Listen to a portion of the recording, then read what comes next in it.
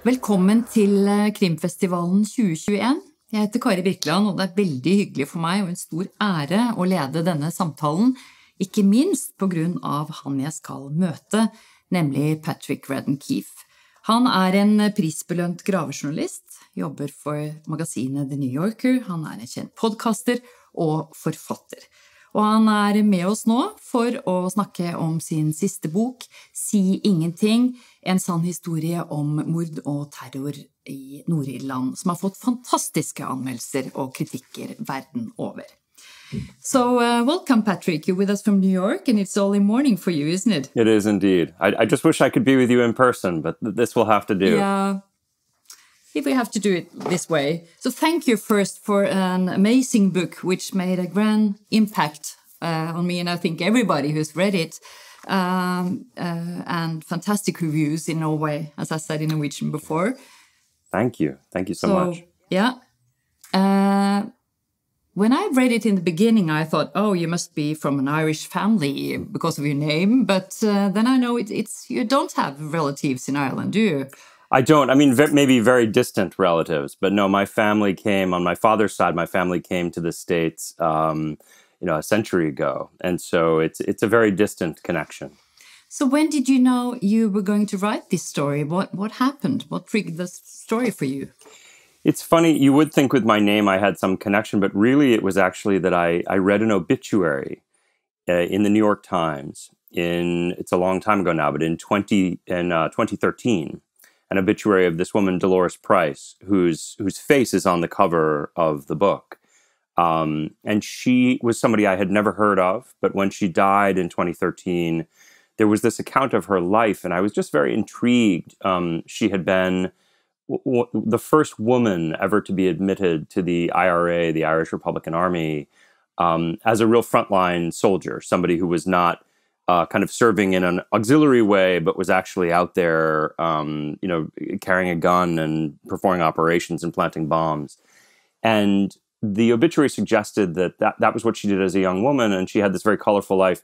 But then in later years that she looked back on some of the things she did when she was young and had some misgivings. And that to me was very intriguing. And so that was the start. That was what pulled me into this story. And we're getting back to Dolores Price, but you write about 3 decades of violence and fighting in Northern Ireland, and this period is called the Troubles. And we learn about this period through 4 characters and their lives and how they're intertwined. Dolores is one of them. When I read the book, it's non-fiction, but I felt I was reading a novel. Was that in a way your intention to make the characters drive the plot forwards? Yeah, I mean, I'm very pleased to hear you say that, because that was very much the ambition, was to write a book. I wanted to write a book that would not be for experts of the Troubles who've already read 20 books about the Troubles. I wanted to, hopefully the book has integrity with those people, with specialists as well, but I was deliberately wanting to write a book that was for non-specialists.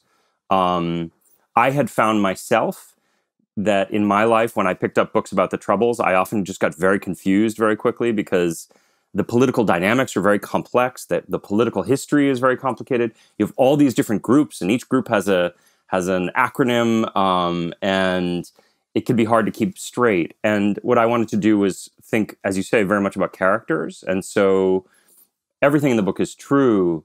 I spent 4 years researching it, but in terms of the way the story is told, I wanted to foreground these people who I thought were very compelling and had these sort of larger-than-life stories, and stories that I thought were often quite morally ambiguous. And so the idea was to approach the subject like that and think of it not as a book about the Troubles per se, but a book about the intersecting lives of a handful of people with the Troubles as a backdrop. Yeah, and I mean, let's start with the women.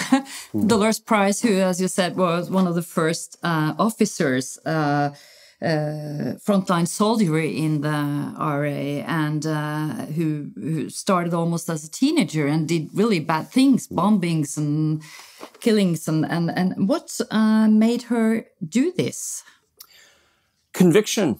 belief. So she had grown up in an Irish Republican family that going back actually on her father's side and her mother's side for generations, people had fought and suffered for the principle that they must expel, that the British were a colonial occupier on the island of Ireland, and they needed to expel the British by any means necessary. And so there's a story I tell in the book that I found quite haunting, which is that Dolores and her little sister grew up with an aunt living in the home, their Aunt Bridie, their mother's sister. And when Bridie was young, when she was in her 20s, she had been helping move some explosives for the IRA, and they had detonated, and they blew off her hands at the wrist, and they severely injured her face, and they blinded her for life. And so these girls grow up with this aunt who's upstairs, and she's blind, and she wears dark glasses, and she was a chain smoker, but she had no hands. And so as little girls, they would have to light the cigarettes and put them in her mouth.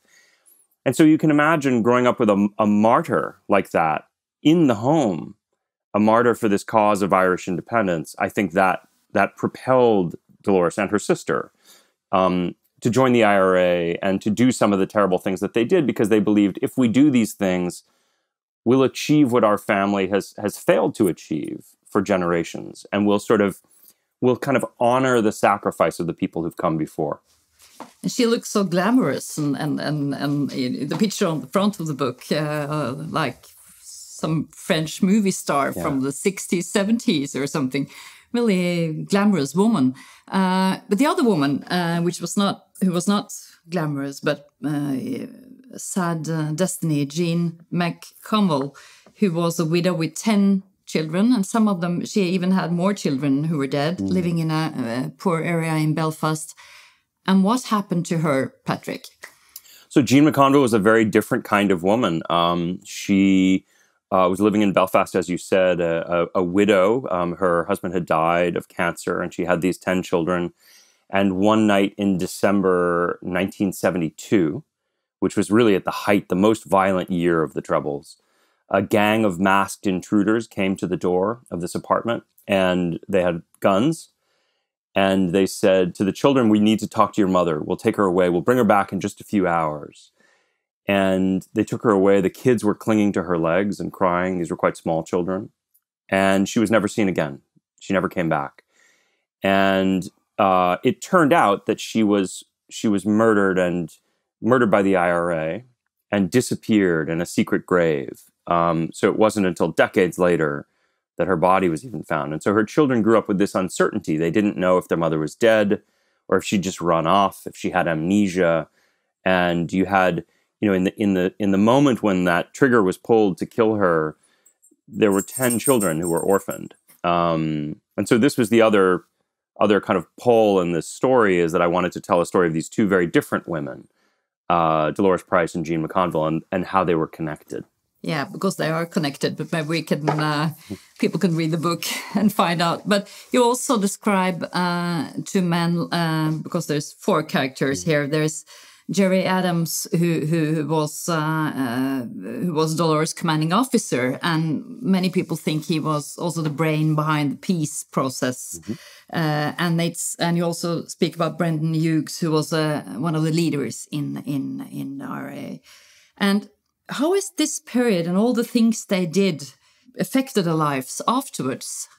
I think Dolores and Jerry Adams and Brendan Hughes, because I think, isn't that one of your main purposes, to tell us how you can continue to live your life in a way after being in prison? And so what happened to them? How was their lives later on?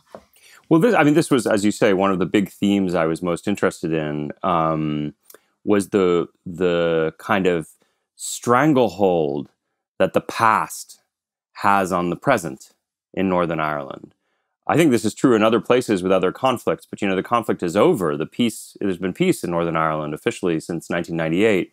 But what I found, I made 7 trips over there for the book, and what I found is that the weight of those years is still very, very intense. And this was true for these characters that I was looking at. So Brendan Hughes had been a soldier on the front lines along with Dolores Price, a kind of tactical mastermind who pulled off operations and went to prison and was a hunger striker. And he was very close with Gerry Adams, who was his commanding officer, was also Dolores Price's commanding officer. And what ended up happening, and this was so intriguing to me, is that Gerry Adams, as you said, steered the IRA to the negotiating table and helped bring peace in 1998. And I don't know what it was like there, but here in the US, we celebrated this, and I think we should have. It was a thing to celebrate, the end of this terrible conflict. But what I had never given thought to is that there were a lot of people who felt left behind by that peace, because people like Brennan Hughes and Dolores Price, they felt that these terrible things they did back in the 1970s, which had given them trauma, they were suffering from PTSD, they did these things in order to achieve an independent Ireland. And when the peace came, that's not what it brought. Ireland is still part of the UK today. And so for them, they felt that that was a betrayal. They felt, well, wait a second, why did we do those things then if this was the destination? If we weren't going to achieve an independent Ireland. And they were very haunted by this. And what happened is they fell out with Gerry Adams. And you said it yourself, you went to Ireland several times to do your research. And you experienced, even after all this time, that people were afraid to talk with you about this period and what happened. Why do you think people still don't want to talk about it? Well, I think the past is dangerous. I don't think there has been no truth and reconciliation process in Northern Ireland. And so you have these very strange situations. It's also a small place. You can imagine, you grow up in a city, it's a small city, you see people around. There's a story I tell in the book that that gives me chills just to think about. But Michael McConville, who was one of the sons of Jean McConville, he was 11 years old when she was taken away. As an adult, one evening he hailed a taxi, a black taxi in Belfast. And he got into the back of the taxi, and the taxi pulled away from the curb, and he looked in the mirror, and he saw that the man driving the taxi was one of those intruders who took his mother away on that December night back in 1972. And he didn't say anything, and the man didn't say anything.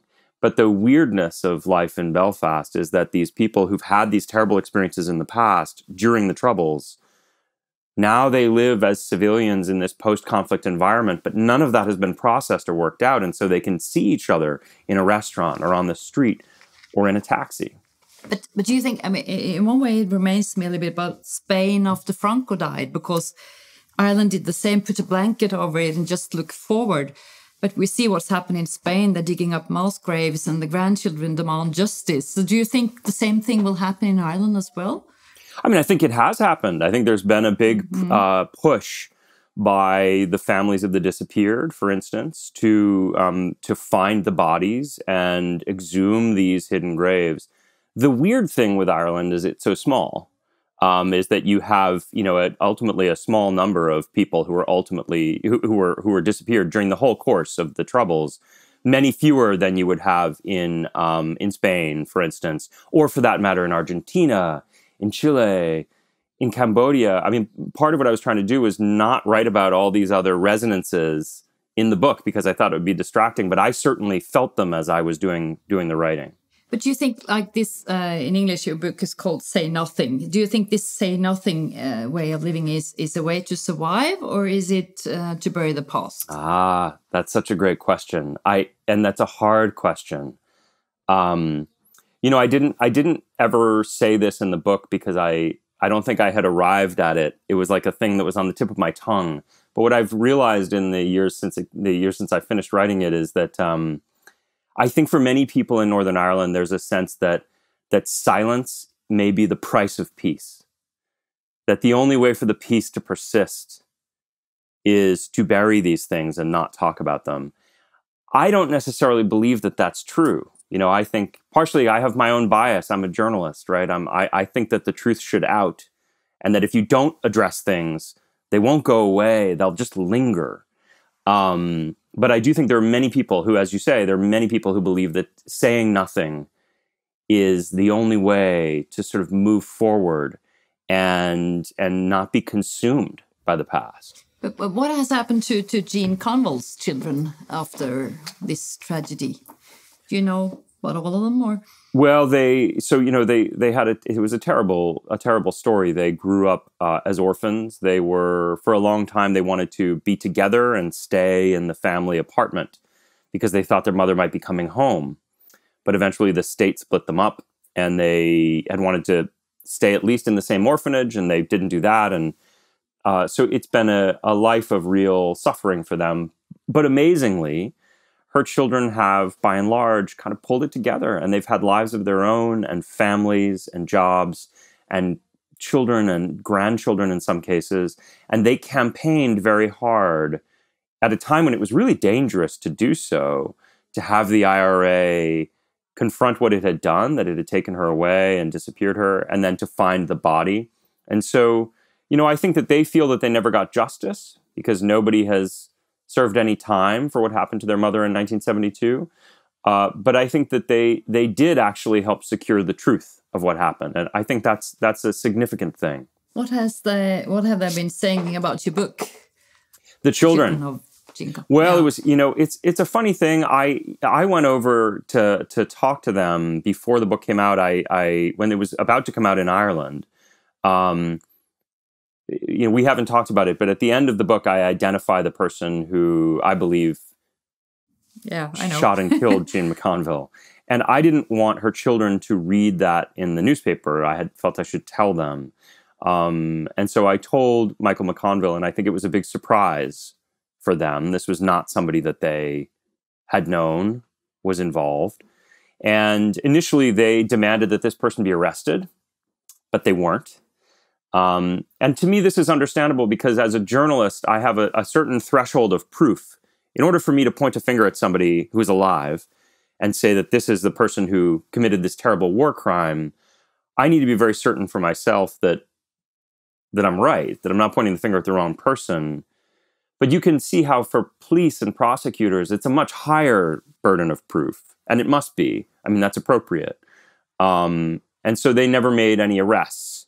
They didn't arrest this person. They didn't charge this person. But if you think about it, this is a cold case murder from 1972 with no physical evidence.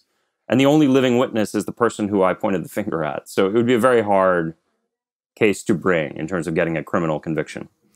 But do you think it's, do you think it's peace in Northern Ireland now, or is it boiling under the surface, all these conflicts? Or I think they're boiling under the surface. I think it is peace.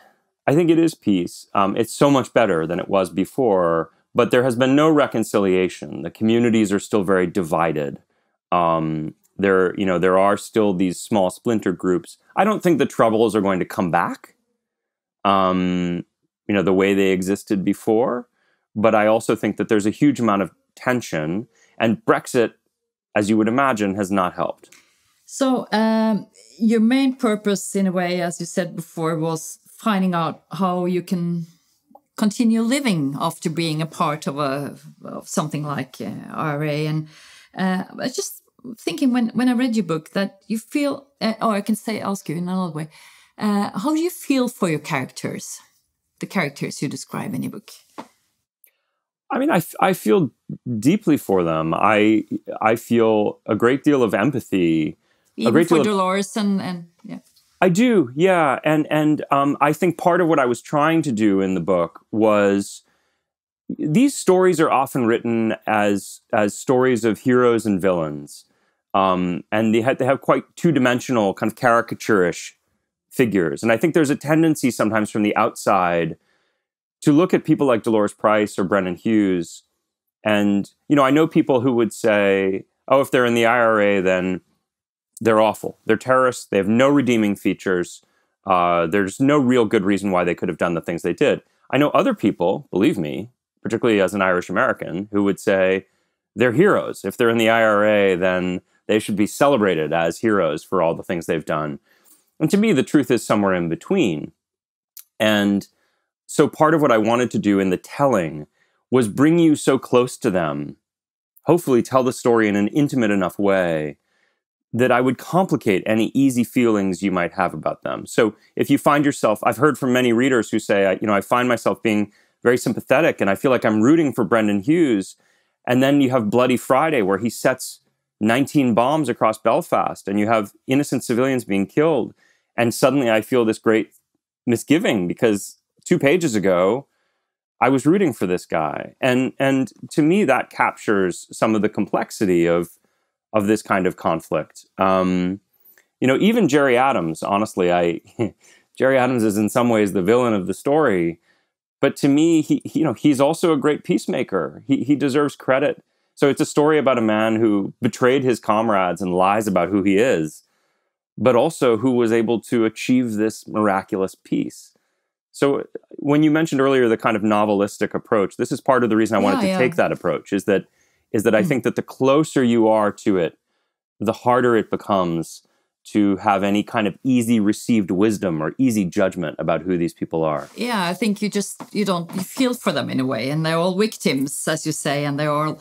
But do you think when you started to write the book, did you plot the character's life first, or did you start with the historic events? It was the characters first, and this for me was a kind of an important rule that I gave myself when I was making it, was that the character's point of view was everything. So I had to keep saying, you're not writing a history of the Troubles. So for instance, there are some events, like Bloody Sunday would be a very big event when British paramilitaries opened fire on innocent civilians in Derry.